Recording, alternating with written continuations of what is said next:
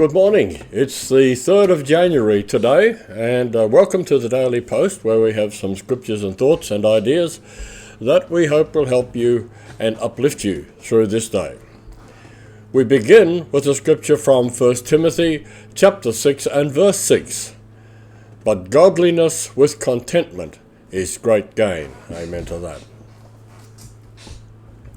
If you're reading the Bible in a year today, we're moving on through Genesis 7, 8 and 9 and Matthew chapter 3. Some thoughts of the day. Put your brain in gear before starting your mouth. Wise advice.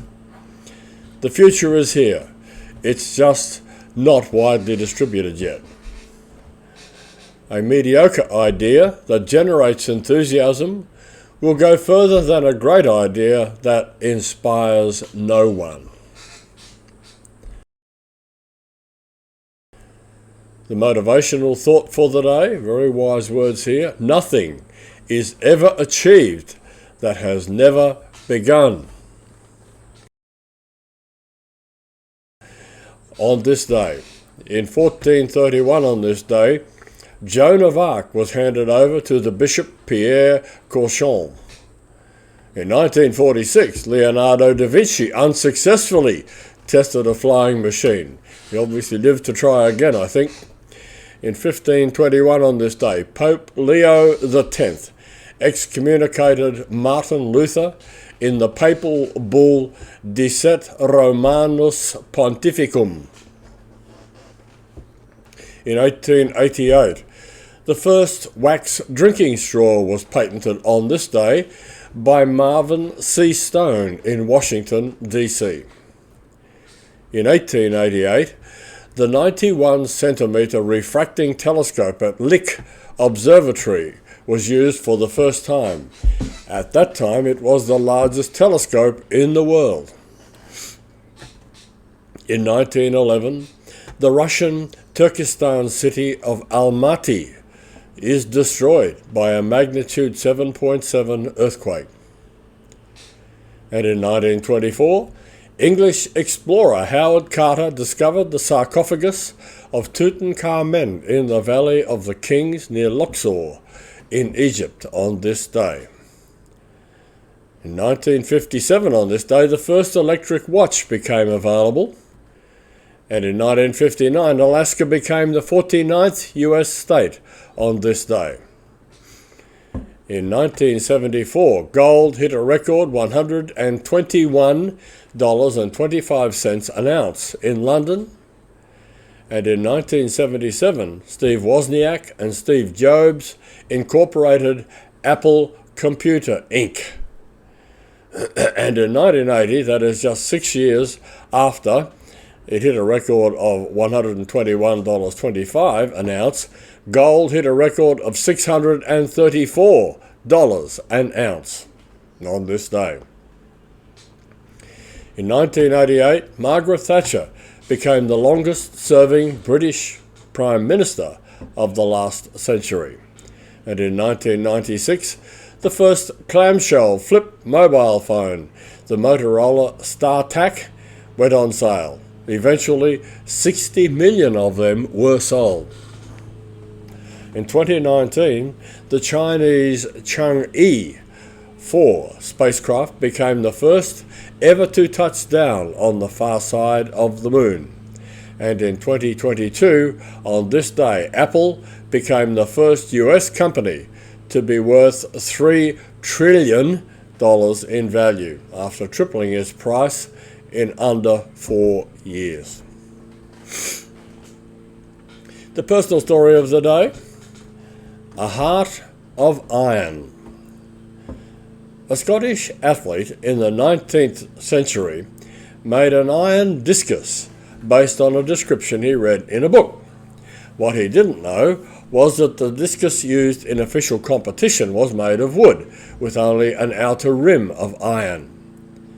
His was solid metal and weighed 3 to 4 times as much as those being used in other discus thrower competitions.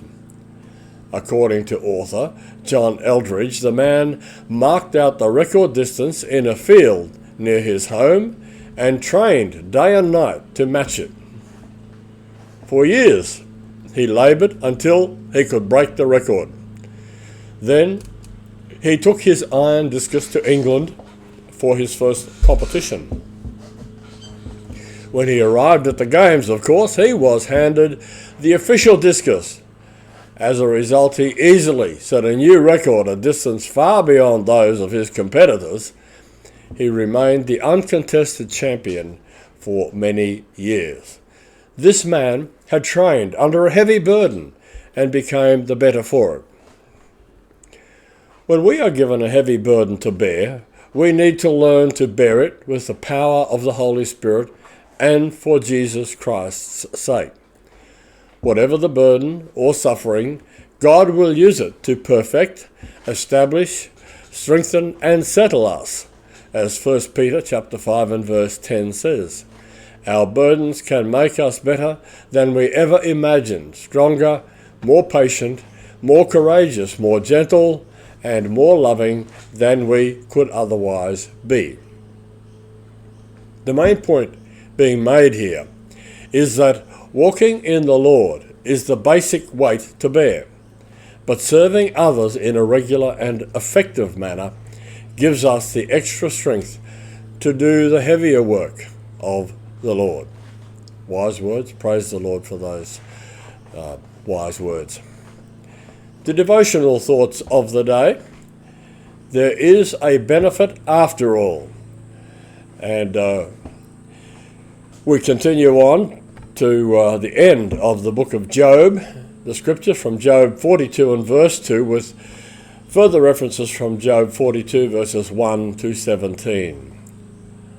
I know that thou canst do everything, and that no thought can be withholden from thee.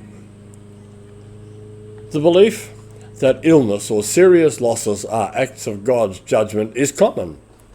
As we have seen, Job's 3 friends were convinced of this. But the book of Job shows clearly that God can use suffering to bring people to a deeper understanding of himself. Had Job not suffered, neither he nor his friends would have come to a truer understanding of the Lord. After his long cross-examination, Job finally recognizes his own humility and the Lord's greatness. Job's statement in verse 6 reflects an ancient Israelite way of expressing sincere humility. Quote, wherefore I abhor myself and repent in dust and ashes, unquote. Most importantly, Job experiences restoration with the Lord beyond all that he could imagine. Job had never truly forsaken God despite his friends' unjust claims. Now they must face the Lord and repent of the cruel things that they said about the Lord and Job. What supreme irony that these comforters would now have to seek Job as an intercessory before the Lord. See verse 8. But the Lord's rejection of his 3 friends' words also forces Job to forgive them fully, as he must, and as we must from time to time. Wise words again from the final thoughts from the book of Job. The second thought, short-sighted, the scripture from Ruth 4, verses 5 and 6. Then said Boaz, what day thou buyest the field of the hand of Naomi, thou must buy it also of Ruth the Moabites, the wife of the dead, to raise up the name of the dead upon his inheritance. And the kinsman said, I cannot redeem it for myself, lest I mar mine own inheritance. Redeem thou my right for thyself, for I cannot redeem it. Myopia is an eye condition in which visual images come into focus in front of the retina, causing distant objects to be blurred. We commonly call this nearsightedness or short-sightedness. We can see things close up, but not far away. People also can be nearsighted in their understanding of God's plan for their life. The relative who was closest to Naomi and Ruth turned down the opportunity to redeem Naomi's land and marry Ruth because he feared it might jeopardize his own inheritance. He could see clearly what he had. However, he failed to discern what might be in the future. He chose to protect his current possessions and thus missed the opportunity to be the grandfather of a king and the ancestor of the Messiah. Consequently, he passed off the scene without even a mention of his name. Many individuals today do the same. They pour out everything they have into this life, all their time, their talent, their energy, and their money. Yet, they fail to invest in eternity as Jesus instructed us to in Matthew 6 verses 19 and 20. They clearly discern what they have, but they fail to see that there's something even more in store for them. They focus on the present and neglect the future. They give up all of the wonders of heaven for the temporary security of earthly treasures. And when the winds of history pass, even their names are forgotten. Don't suffer from spiritual myopia. As a good steward, take care of what God entrusts to you today, but don't let today's possessions blind you to eternity's possibilities. What lies ahead is worth far more than anything you hold in your hands today. The best is yet to come. Don't let what is good rob you of what is better. Some challenging thoughts there.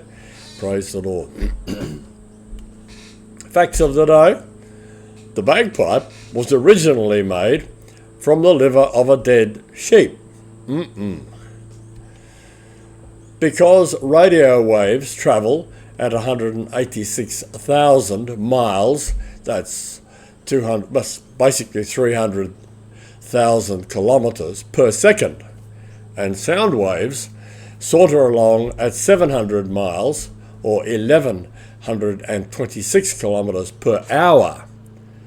A broadcast voice can be heard sooner, 13,000 miles away, that is 21,000 kilometers away, than it can be heard at the back of a room in which it originated. And the closing thought for the day. Lord, give me the strength to do what is good and pleasing in your sight. Thank you for joining us. We hope that the daily posts will be helpful and uplifting, and we hope that you'll come back and join us again tomorrow. And in the meantime, may the Lord bless your day. Bye for now.